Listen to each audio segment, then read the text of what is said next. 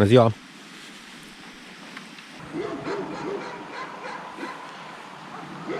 Gata, gata, fii cu minte.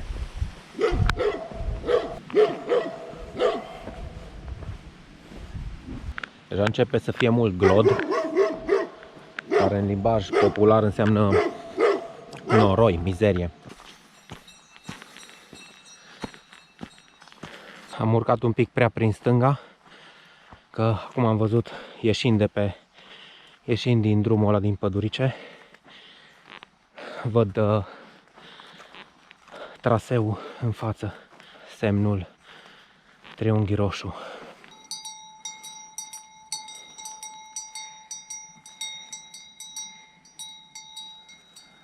Salutări și bine ați revenit pe canalul Plecați Departe, dacă ați revenit. Dacă sunteți pentru prima oară, atunci bine ați venit.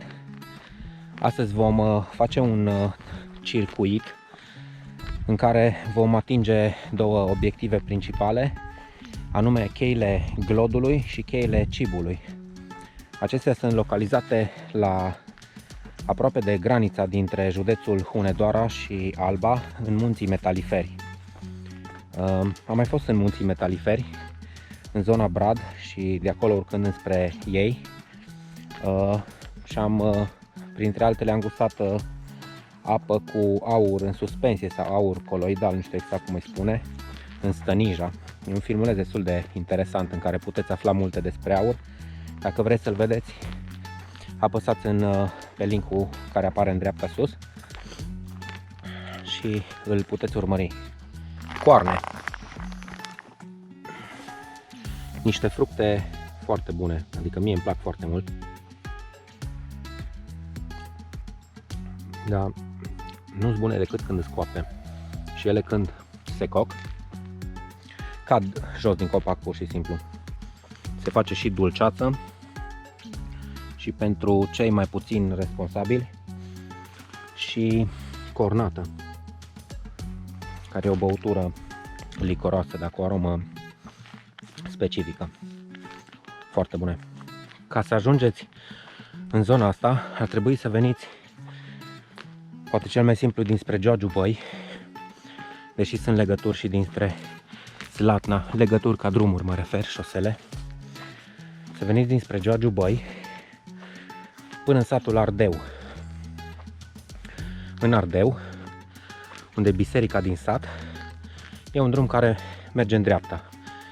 Se intră pe acel drum și practic unde se termină asfaltul, acolo începe traseul. Se trece un râu care vine din chei și se merge teoretic pe marcajul triunghi albastru. Dar ce am observat e că nu apare în foarte multe locuri, deci trebuie să fii foarte atent să te asiguri că ești pe ruta bună. Oricum așa, în mare, intuitiv, în prima parte se urcă, se ajunge într-o zonă stâncoasă, vom vedea un izvor numit izvorul Tămăduirii, vedem ce tămăduiește, după care coborâm prin chei. Traseul oficial merge pe partea stângă a cheilor din direcția noastră de mers. Noi o să încercăm să mergem prin chei, în speranța că e apa limpede, că nu-i murdară, că nu începe să plouă și așa mai departe. După care vom urca și vom coborî spre cheile Cibului, care poate fi și traseu de sine stătător, fie de aici, fie din satul Cib. În circuit, după cheile Cibului, ne vom întoarce la drumul principal mai jos de satul Ardeu și o să venim să ne recuperăm mașina.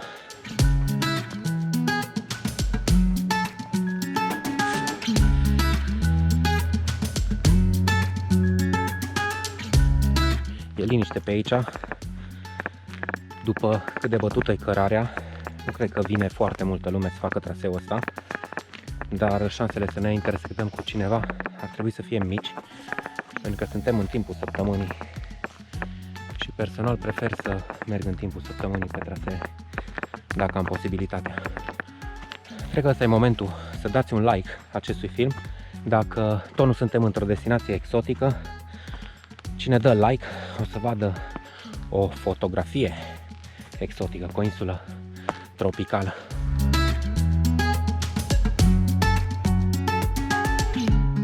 Bun, am rezolvat-o și pe asta, mergem mai departe.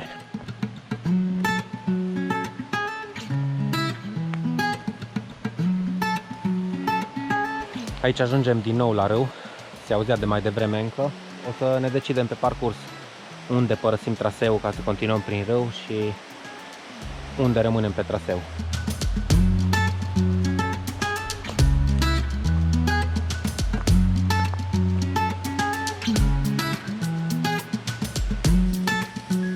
Super alte gunoaie, e semn bun.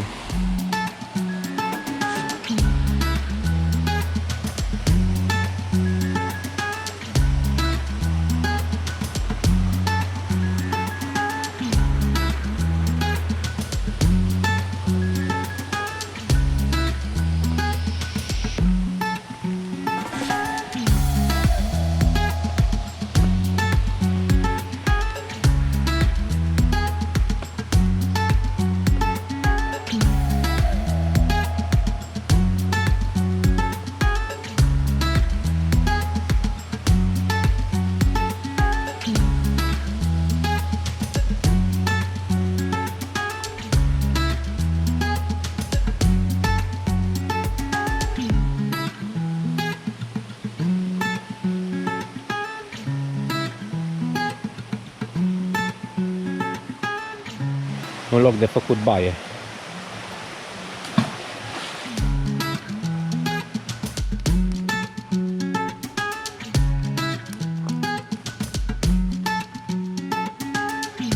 E interesantă culoarea pietrelor din albia acestui râuleț. Așa portocalie, maronie, foarte frumoasă.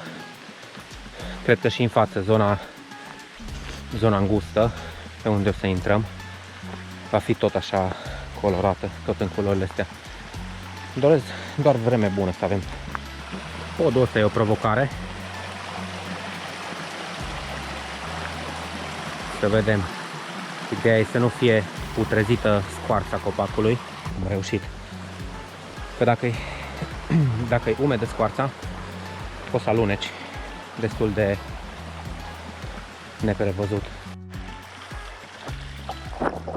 Alt pod, dar aici fiind doi bușteni, cred că e puțin mai simplu.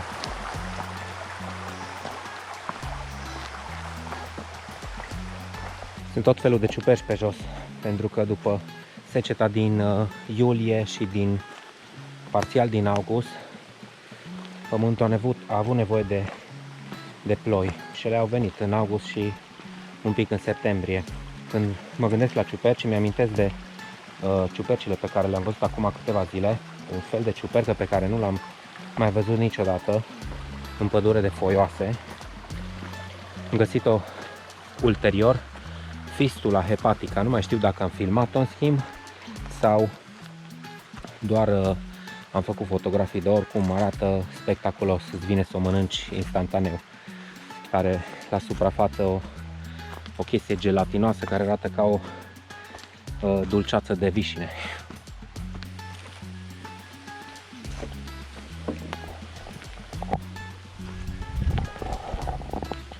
De gunoaie văd că nu prea scăpăm, cel puțin în zona asta de la baza cheilor. Izvorul tămăduirii se pare că l-am ratat, e la 15-20 de minute mai jos. Oricum, sănătos aproape tun, deci n-am nevoie să mă tămăduiesc. Cheile Cibului, aia e direcția noastră, doar că noi vom trece prin strâmtură, așa-i spune, popular. Deci e practic semnul ăsta că am aflat niște detalii noi. Indicațiile acelea de timp, de la semnul ăsta înapoi la Ardeu, cam satul Ardeu, cam o oră jumate, sunt un pic eronate, că eu am urcat și am făcut vreo 50 de minute și am urcat încet, deci n-a venit în viteză. Deci cred că timpul e un pic mai scurt. Și am ajuns în zona îngustă a cheilor, care se numește La Strâmtoare. Sper să nu ne strângă prea tare. Vom vedea. O să mă schimb în haine mai de mers prin apă și continui. O oră mai târziu, pentru că trebuie să mă fardez, să mă coafez și așa mai departe, m-am schimbat, am luat încălțămintea de mers prin apă, șor de baie. Încălțăminte de mers prin apă, de fapt, sunt niște papuci care se folosesc la labe de scufundări fără bretea, nu, cu bretea. Și pentru mine sunt foarte ok. Important e să ai în picioare ceva care să îți permită să nu te tai în pietre sau stânci sau așa mai departe. Intrăm. Ce rece e. Și cred că trebuie să ridic iar ghiozdanul deasupra capului.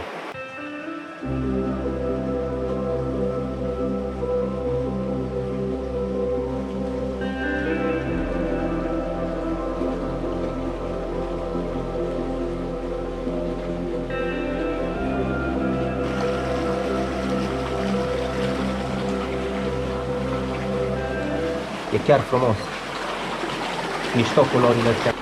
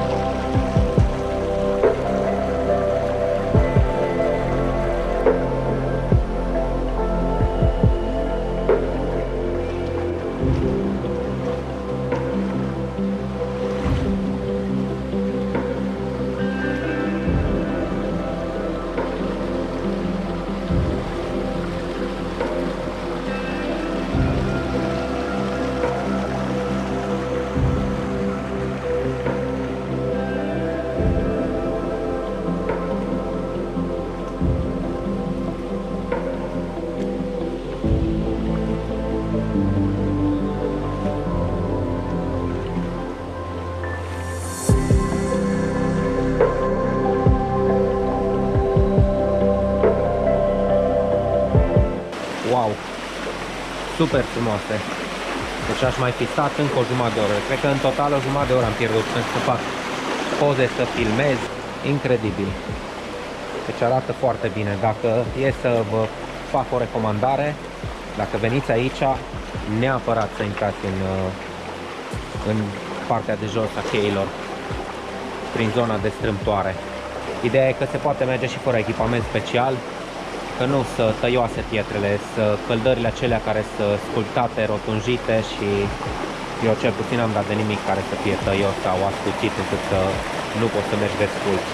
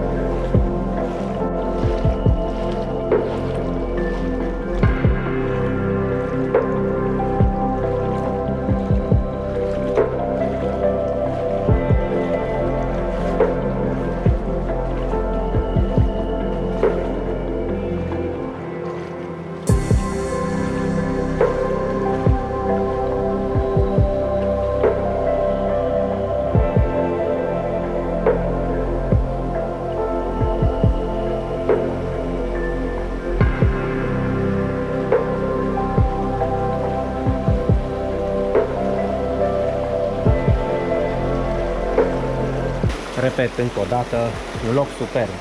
Am și uitat cu de rece apa. Acum trebuie să găsesc la capătul strâmtorii, nu știu încă unde se termină, din nou cărarea, traseul, indicatorul de traseu și vom continua probabil pe versantul drept, cum am urcat.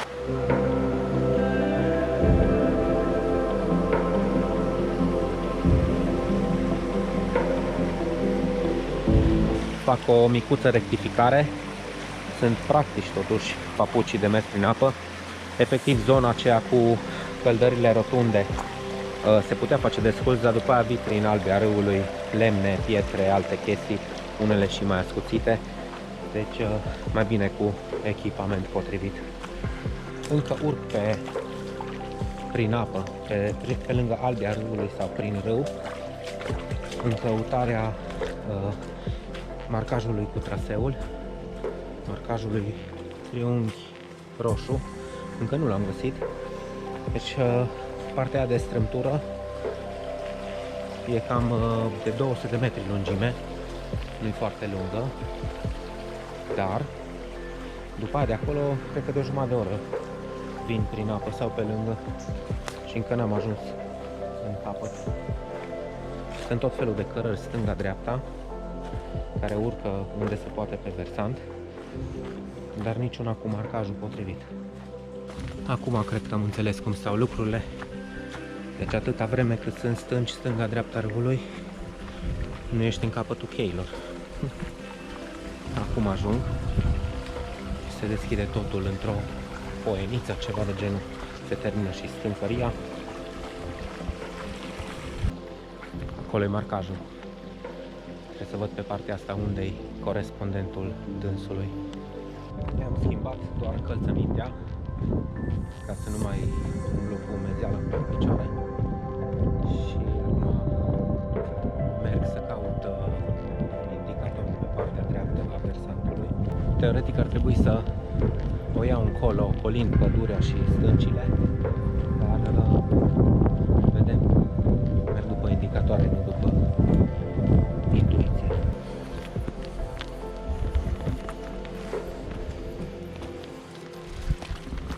Cam înțepăcioși mărăcinii ăștia. Am găsit o indicație referitoare la traseu, că trebuie să urc. Și acolo ieșirea din chei. Probabil ăsta e un semn pentru cei care s-au rătăcit un pic. Ideea e că nu sunt marcate foarte bine, nu sunt reîmprospătate marcajele, deci trebuie să aveți grijă.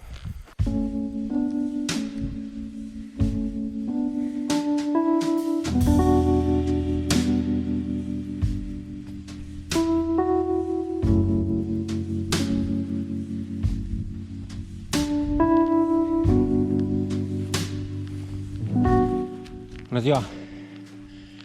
Pe aici cheile cibului. Pe acolo. Bun. Mergeți înainte sau vi rușine de cameră? Haideți, vă rog, înapoi, doamnă.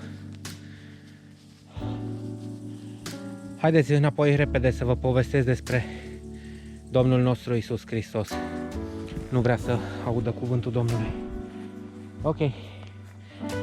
Am ajuns la încă un bolovan pe care îi trecut marcajul,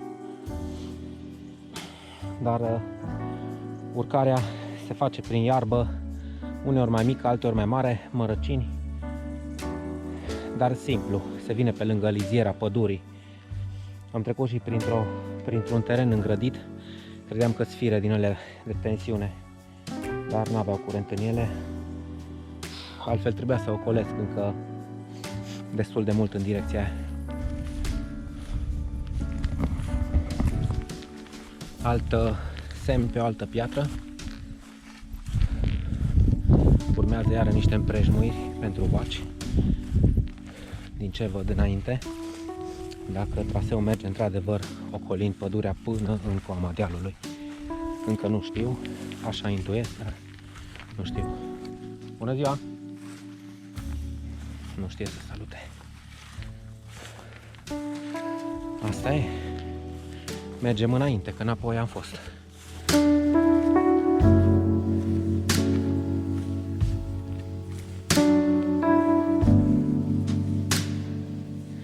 Firul ăsta curentează.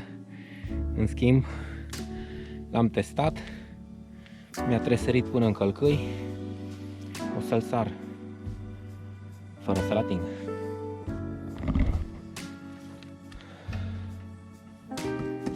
M-am uitat ceva mai devreme la ceas și de când am început sunt 2 ore jumate.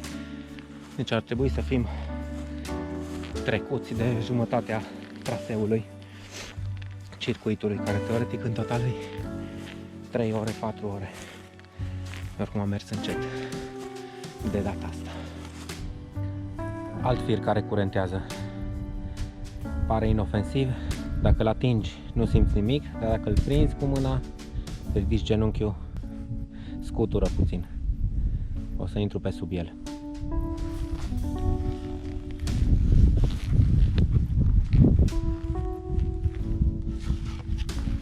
Oba!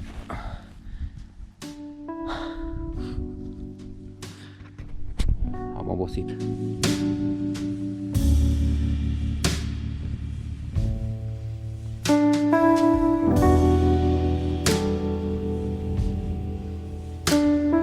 Am ajuns în coama dealului. Trebuie să mă opresc, să mă uit un pic pe hartă să văd dacă merg în direcția bună sau trebuie să regândesc strategia. Apropo de hartă, o să o las la vedere, la îndemână, fie pe blog, pe site, fie aici sub formă de link, sau în fine o să o pun la o rezoluție decentă în film și puteți să faceți un print screen, să o downloadați dacă o să aveți nevoie.